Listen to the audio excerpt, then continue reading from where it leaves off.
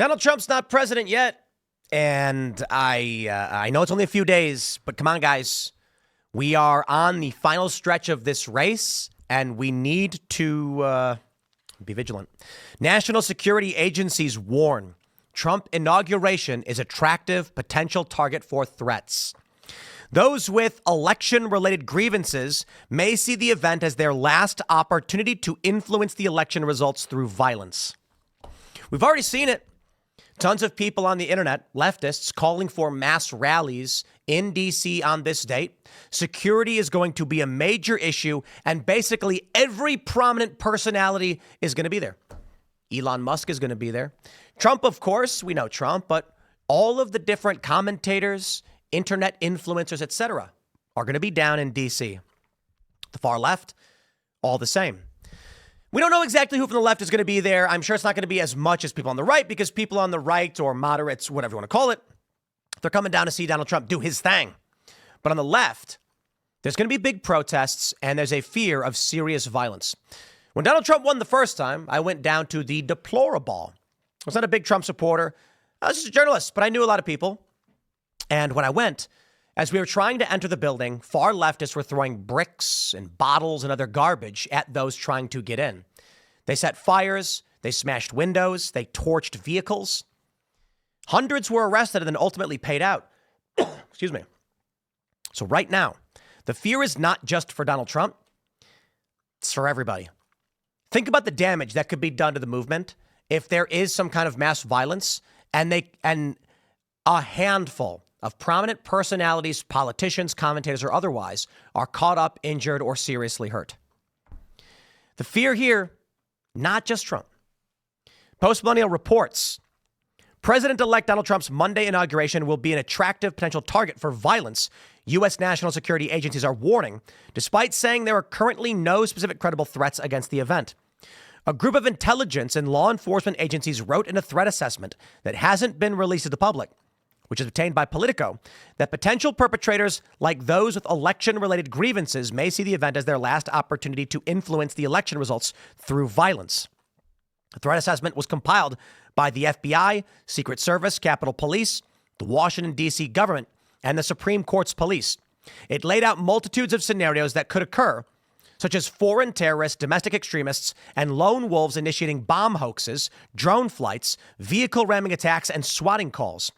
The threat assessment noted that Iran, which has sought to kill Trump or his national security advisors in an act of revenge for the killing of General Qasem Soleimani, the threat assessment said that in response to a video posted to Telegram the day after Election Day by a media entity aligned with the Islamic Revolutionary Guard Corps, 700,000 users threatened to assassinate Trump.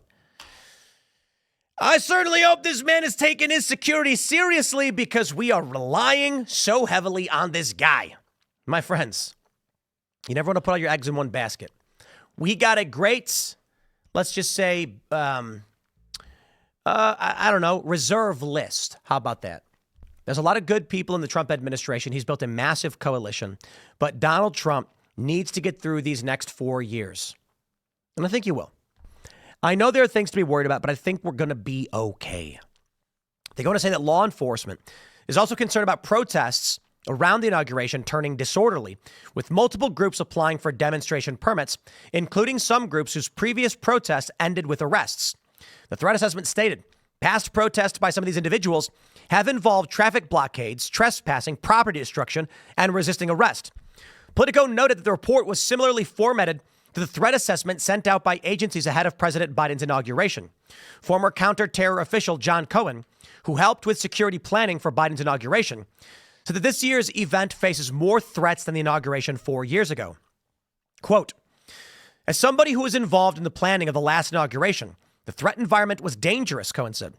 As I sit here today, based on the work I've been doing with law enforcement for the past 4 years, the threat environment today is even more volatile and more dangerous than it was in 2021.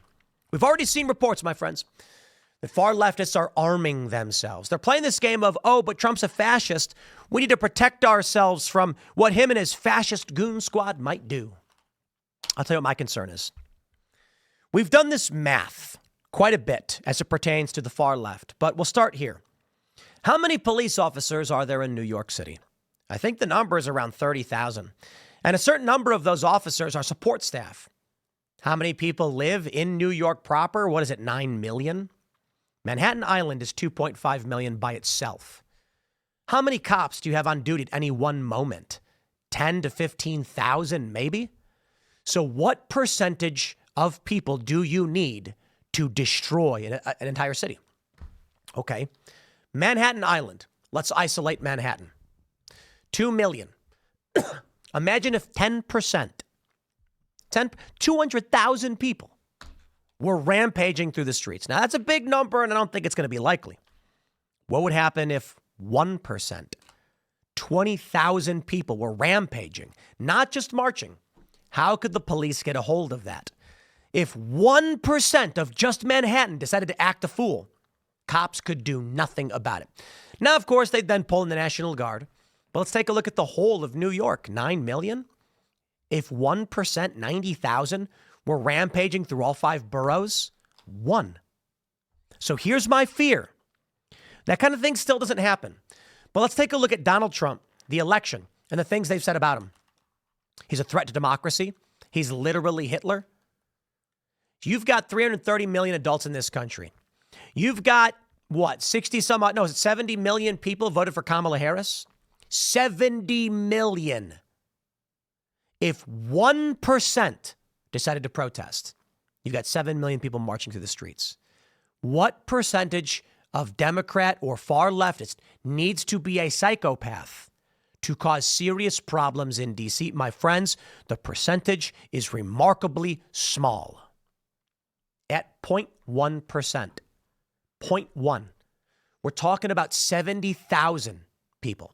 If 0.1% of the people who voted for Kamala Harris truly believe that Trump is Hitler and a national security threat, and they want to show up and engage in violence, I got to be honest. You take a look at January 6th. Bad. Riots no good.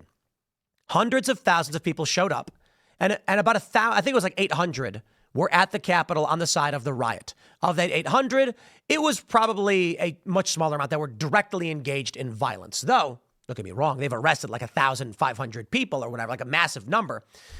Many of those arrests are misdemeanor trespass, seemingly nonsense. It was a very, very small amount of people who smashed windows and fought with cops that led to people being able to go into that building.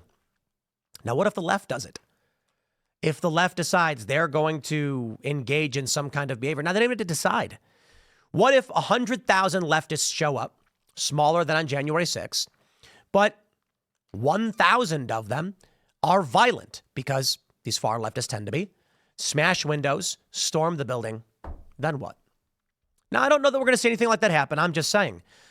The threat against Trump is probably worse today than it's ever been, because these people genuinely believe this is their last chance to stop Trump, with reports of him dishing out 100 executive orders, mass deportations, drill, baby, drill. The climate change people are going to look at the LA wildfires and say, this proves it. But there is some saving grace. According to CNN, an Arctic blast is going to give Trump the coldest inauguration in 40 years.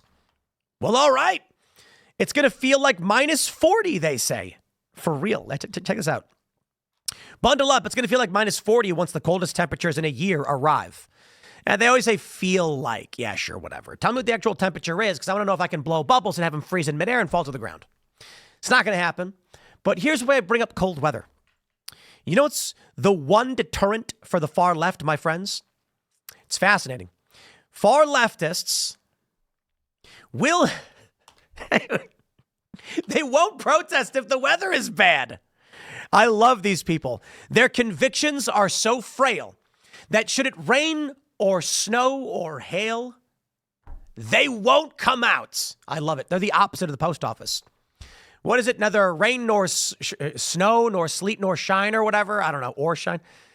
The post office delivers, not activists. It's going to be so cold that they're going to sit in like corner bakery sipping hot chocolate being like, maybe they'll start a fire to keep themselves warm. So I can't speak for Iran or anything like that. That stuff is freaky. But I can tell you, my friends, the average leftist is probably going to sit this one out because it's too cold. The reality is the far left violent types probably will show up. They'll show up through fire or flame. Usually they bring them themselves. The issue is they need the cover of the normies. They need the mass so they can go inside those groups and avoid arrest. But the normies don't want to show up in cold weather or rain or snow. And without that cover, the far leftists can't get nothing done. So I think we're going to be okay. We'll see. Smash that like button. Share the show with everyone you know. We got another segment coming up at 3 p.m. Don't miss it. Thanks for hanging out. We'll see you all then.